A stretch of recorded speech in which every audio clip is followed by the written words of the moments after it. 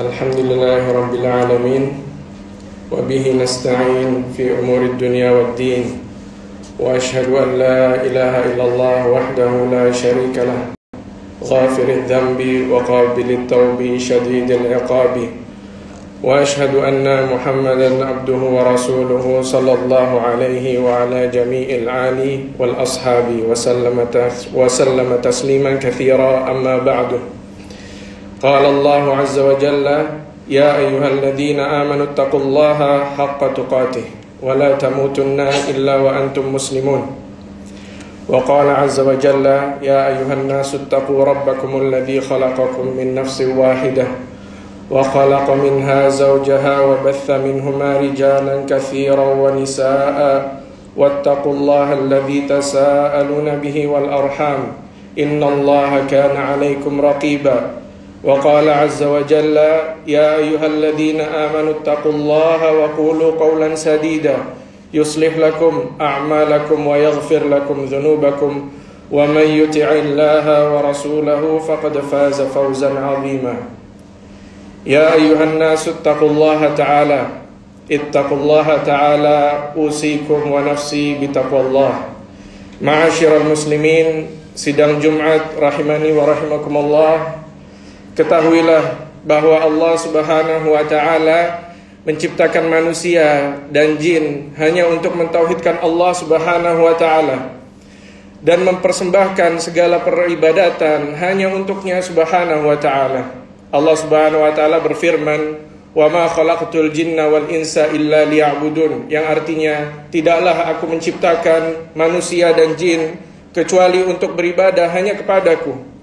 Dan Allah Subhanahu wa ta'ala juga tidak butuh sama sekali terhadap pemberian dari hambanya yang berupa rezeki atau makanan. Di ayat selanjutnya Allah Subhanahu wa ta'ala berfirman, "Ma uridu minhum mir rizqi wa ma uridu ayyut'imun." Aku tidak menginginkan rezeki sedikit pun dari mereka, dan aku tidak menginginkan mereka memberiku makan.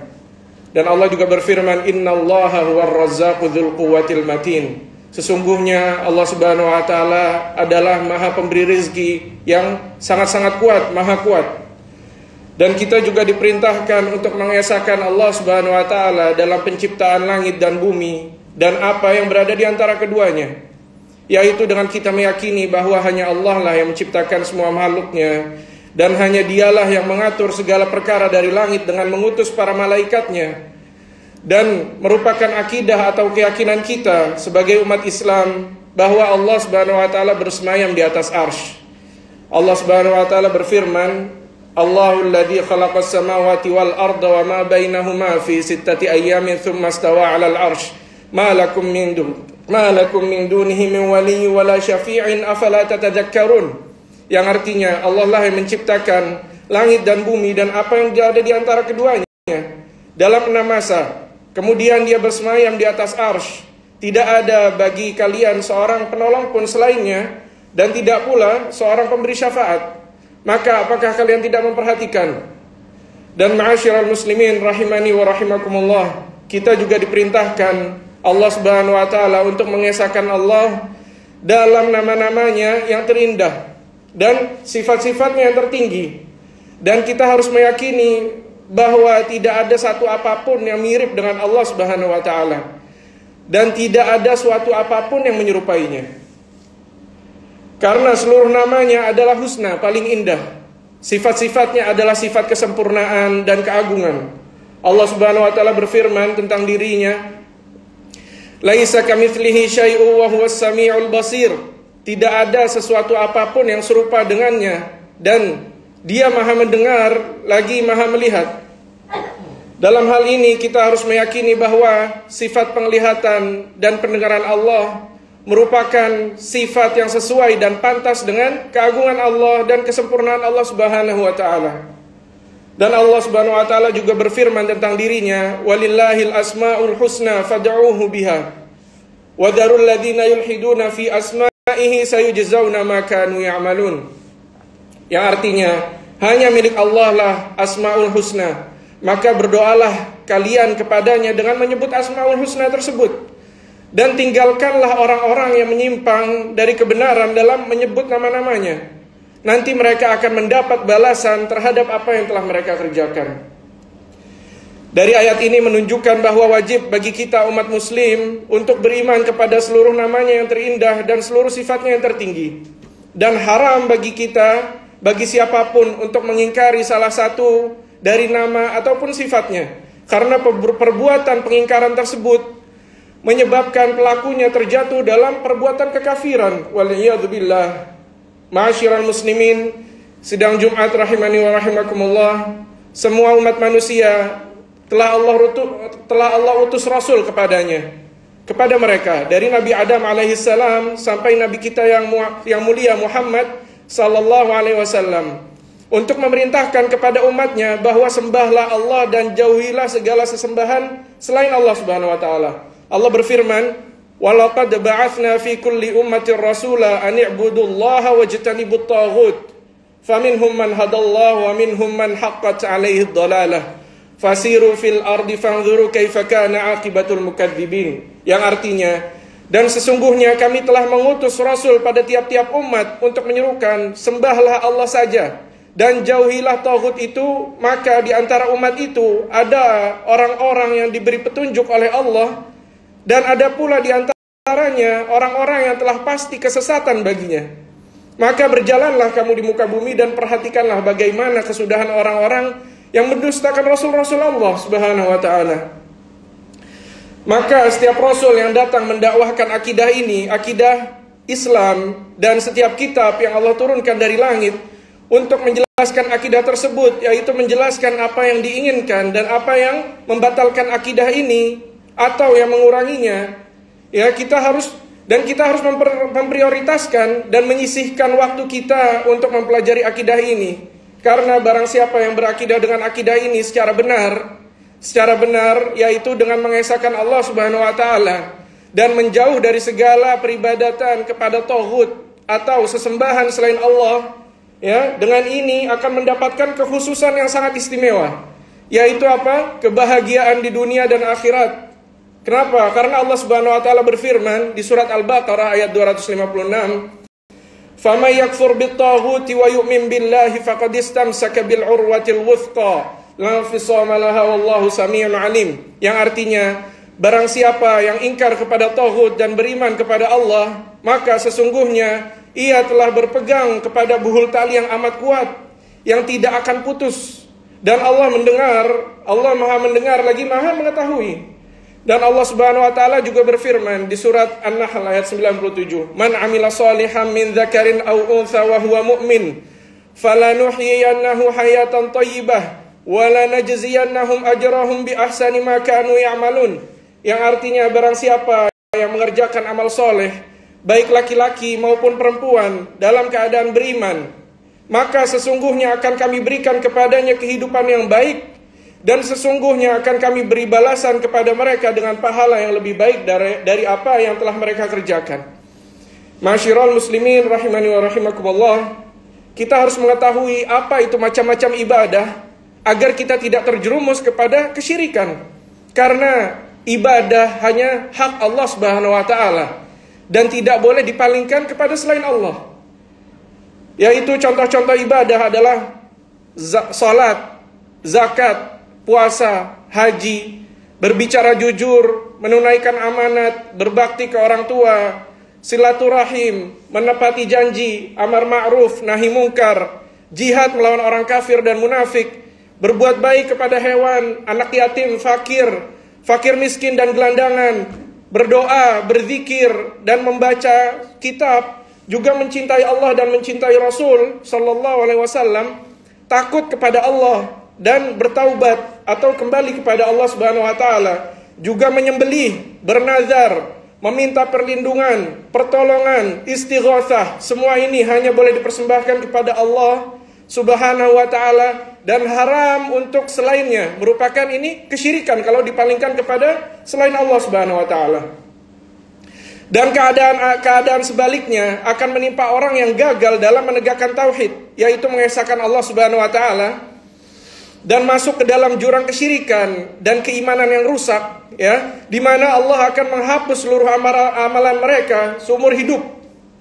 Seumur hidup dihapus amalan mereka yang telah mereka lewati, tanpa tersisa sedikit pun amalan mereka habis, dan akan diazab kekal di neraka Allah Subhanahu wa taala apabila mereka mati di atas akidah yang rusak dan kesyirikan tersebut. Wal'iyadzubillah. Karena Allah Subhanahu wa taala berfirman, "Walaqad uhiya ilaika wa ilal ladzina min qablika la in asyrakta la yahbatanna 'amaluka wa la takunanna minal khasirin." Yang artinya, dan sesungguhnya telah diwahyukan kepadamu dan kepada nabi-nabi yang sebelummu. Maksudnya di sini Muhammad SAW, jika kamu mempersekutukan Allah, niscaya akan dihapuslah seluruh amalmu dan tentulah kamu termasuk orang-orang yang merugi. Ayat ini menyangkut tentang syirkun akbar, syirik yang besar. Dan Allah Subhanahu wa taala berfirman di dua ayat dalam surat An-Nisa, yang salah satunya di ayat 48, Allah Subhanahu wa taala berfirman, "Innallaha la yaghfiru ay yushraka bihi wa yaghfiru ma duna dzalika liman yasha." Allah Subhanahu wa taala tidak akan mengampuni dosa syirik, dan Dia mengampuni segala dosa yang selain dari syirik bagi siapa yang Allah kehendaki. Masyiral muslimin sidang Jumat rahimani wa rahimakumullah, dosa dan perbuatan syirik merupakan dosa dan kezaliman yang terbesar. Allah Subhanahu wa taala berfirman di surat Al-Luqman, "Wa idz qala Luqmanu libnihi wa huwa ya'idhuhu ya bunayya la tusyrik billah, inna syirka la dzulmun 'adzim." Dan ketika Luqman berkata kepada anaknya di waktu ia memberi pelajaran kepada anaknya, "Hai anakku, janganlah kamu mempersekutukan Allah. Sesungguhnya mempersekutukan Allah adalah benar-benar kezaliman yang besar. Dan akibat dari dosa syirik pun sangatlah besar, yaitu Allah mengharamkan pelakunya untuk masuk surganya, dan dipastikan akan diazab kekal di nerakanya apabila pelaku kesyirikan tersebut mati membawa dosa kesyirikan tersebut dan belum sempat bertaubat atas dosa syirik tersebut." Allah Subhanahu wa taala berfirman di surat Al-Maidah, "Innahu may yusyrik billahi faqad harramallahu 'alaihi al-jannata wa ma'wahu an-nar wa ma lidh-dhalimin min ansar." Yang artinya sesungguhnya orang yang mempersekutukan sesuatu dengan Allah, maka pasti Allah haramkan baginya surga dan tempatnya ialah neraka. Tidaklah ada bagi orang-orang zalim itu seorang penolong pun. Dan patut kita ketahui bahwa dengan menegakkan tauhid, yaitu berdoa meminta hanya kepada Allah dan berharap hanya kepada Allah Subhanahu wa taala, merupakan sebab diampuninya seseorang. Jikalau dosa kita sepenuh langit dan bumi, maka Allah akan ampuni dosa kita walaupun sebanyak apapun dosa tersebut. Karena Rasulullah SAW bersabda dalam sebuah hadis qudsi, yang artinya dari Anas bin Malik radhiyallahu anhu, dia berkata, "Aku mendengar Rasulullah SAW bersabda, Allah berfirman, 'Wahai Bani Adam, sesungguhnya jika engkau senantiasa berdoa dan berharap kepadaku, niscaya aku akan mengampunimu semua dosa yang ada padamu, dan aku tidak peduli." Maksudnya aku tidak peduli seberapa besar dosamu. "Wahai anak Adam, kalau seandainya dosamu setinggi langit, kemudian engkau memohon ampun kepadaku, niscaya aku akan memberikan ampunan kepadamu dan aku tidak peduli. Wahai anak Adam, seandainya engkau menghadap kepadaku dengan membawa dosa sepenuh bumi, kemudian engkau berjumpa denganku dalam keadaan tidak menyekutukanku dengan suatu apapun, niscaya aku akan mendatangimu dengan ampunan sepenuh bumi pula." Hadis riwayat Tirmidzi. Hadis ini hasan sahih. Subhanallah. Begitu besar rahmat Allah Subhanahu wa taala dan ampunannya bagi hambanya yang mengesahkannya dengan benar dan menjauhi perbuatan syirik. Aqulu qauli hadza wa astaghfirullah li wa lakum wa lisairil muslimin fastaghfiruhu innahu huwal ghafurur rahim.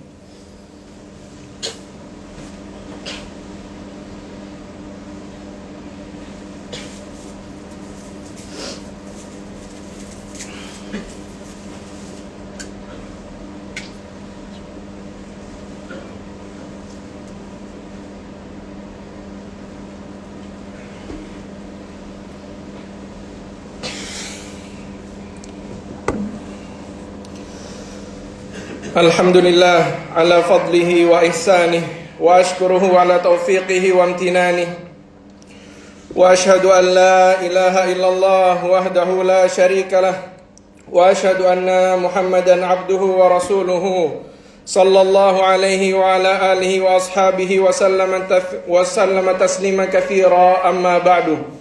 Ya ayuhan nasu taqullah, usikum wa nafsi bitaqwallah. Ma'asyiral muslimin, sidang Jumat rahimani wa rahimakumullah. Kita sebagai manusia dalam hajat yang begitu besar terhadap ilmu.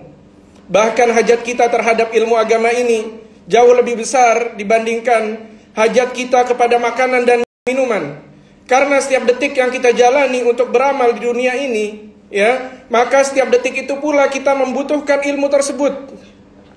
Namun beda halnya dengan makan dan minum, yang kita hanya butuhkan 2-3 kali setiap harinya. Allah Subhanahu wa taala memerintahkan kita untuk mempelajari bagaimana kita menegakkan kalimat la ilaha illallah. Dalam surat Muhammad, Allah Subhanahu wa taala berfirman, "Fa'lam annahu la ilaha illallah." Artinya, maka pelajarilah bahwa sesungguhnya tidak ada sesembahan yang berhak disembah secara benar selain Allah. Dalam menjelaskan ayat ini, Imam Bukhari rahimahullah berkata, "Babun al-ilmu qabla al-qawli wal amal, fabada'a bil ilm qabla al-qawli wal amal." Bab berilmu sebelum berkata dan beramal. Maka dimulai dengan ilmu. Maksudnya, ilmu syar'i harus kita cari sebelum kita berkata, yaitu mengajak kepada agama ini dan beramal dengannya. Rasulullah SAW juga memerintahkan kita, umat muslim, untuk mendakwahkan dan mengajak siapapun di sekitar kita kepada kalimat la ilaha illallah. Setelah itu kalau mereka menegakkannya, maka kita suruh mereka untuk menegakkan sholat 5 waktu yang diwajibkan Allah Subhanahu wa ta'ala. Allah Subhanahu wa ta'ala menghabarkan lewat lisan Rasulullah SAW yang mulia dari Mu'adz radhiyallahu anhu berkata, "Saya diutus oleh Rasulullah SAW, lalu beliau SAW bersabda, yang maksudnya, sesungguhnya engkau akan mendatangi suatu kaum dari ahlul kitab, Yahudi dan Nasrani. Maka ajaklah mereka untuk bersaksi bahwasanya tiada Tuhan melainkan Allah, dan bahwasanya aku Muhammad adalah utusan Allah. Jikalau mereka telah mentaati untuk melakukan itu, maka beritahukanlah bahwasanya Allah telah mewajibkan atas mereka akan 5 kali sholat dalam setiap hari semalam. Jikalau mereka telah mentaati yang sedemikian itu, maka beritahukanlah kepada mereka bahwasanya Allah telah mewajibkan atas mereka sedekah zakat yang diambil dari kalangan mereka yang kaya, kemudian diberikan kepada golongan mereka yang fakir miskin. Jikalau mereka menaati yang sedemikian itu, maka jagalah harta-harta mereka yang dimuliakan, yakni yang menjadi milik pribadi mereka. Takutlah akan permohonan doa orang yang dianiaya, baik ia muslim atau kafir. Karena sesungguhnya tidak ada hijab yang menutupi antara permohonannya itu dengan Allah Subhanahu wa taala. Yakni doanya itu pasti terkabul. Muttafaqun alaih. Dan kita diperintahkan untuk mendakwahkan akidah ini dengan ilmu yang datangnya dari Allah dan Rasulnya sallallahu alaihi wasallam, semampu kita, setidaknya kepada orang-orang terdekat kita. Allah Subhanahu wa taala berfirman, "Qul hadhihi sabili ad'u ila Allahi ala basiratin ana wa man ittaba'ani wa subhanallahi wa ma ana minal musyrikin." Katakanlah kepada mereka, wahai Rasul, inilah jalanku, aku menyeru untuk beribadah hanya kepada Allah Subhanahu wa taala semata, berdasarkan hujjah dari Allah dan keyakinan aku dan orang-orang yang meneladaniku, dan aku menyucikan Allah dari sekutu-sekutu, dan aku bukanlah termasuk orang-orang yang mempersekutukan Allah bersama selainnya. Dan kita juga diperintahkan untuk menyampaikannya dengan cara yang hikmah, yaitu meletakkan sesuatu pada tempatnya, yaitu dengan nasihat yang baik. Allah Subhanahu wa taala berfirman di surat An-Nahl, "Ud'u ila sabili rabbika bil hikmati wal mau'izatil hasanah wajadilhum billati hiya ahsan inna rabbaka huwa a'lamu biman dhalla an sabilihi wa huwa a'lamu bil muhtadin." Yang artinya, serulah manusia kepada jalan Tuhanmu dengan hikmah dan pelajaran yang baik, dan bantahlah mereka dengan cara yang baik. Sesungguhnya Tuhanmu dialah yang lebih mengetahui tentang siapa yang tersesat dari jalannya Subhanahu wa ta'ala, dan dialah yang lebih mengetahui orang-orang yang mendapat petunjuk. Semoga kita selalu dibimbing Allah Subhanahu wa ta'ala ke jalannya yang lurus, dan diberi taufik untuk beribadah sesuai dengan yang dikerjakan oleh Rasulullah SAW. Allahumma salli ala Muhammad wa ala ali Muhammad kama sallaita ala Ibrahim wa ala ali Ibrahim innaka Hamidum Majid. اللهم بارك على محمد وعلى آل محمد كما باركت على إبراهيم وعلى آل إبراهيم إنك حميد مجيد.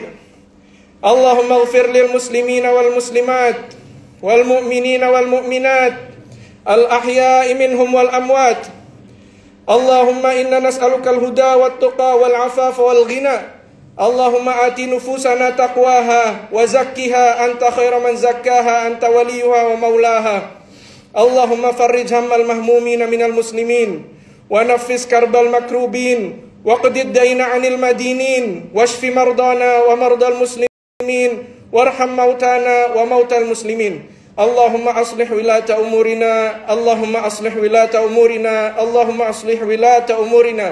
اللهم أصلح لنا ديننا الذي هو عصمة أمرنا وأصلح لنا دنيانا التي فيها معاشنا وأصلح لنا آخرتنا التي فيها معادنا واجعل الحياة زيادة لنا في كل خير واجعل الموت راحة لنا من كل شر. اللهم إنا نعوذ بك من جهد البلاء ودرك الشقاء وسوء القضاء وشماتة الأعداء. ربنا هب لنا من أزواجنا وذرياتنا قرة أعين واجعلنا للمتقين إماما. ربنا تقبل منا إنك أنت السميع العليم وتب علينا إنك أنت التواب الرحيم. وصلى الله على نبينا محمد وعلى آله وصحبه وسلم وآخر دعوانا أن الحمد لله رب العالمين.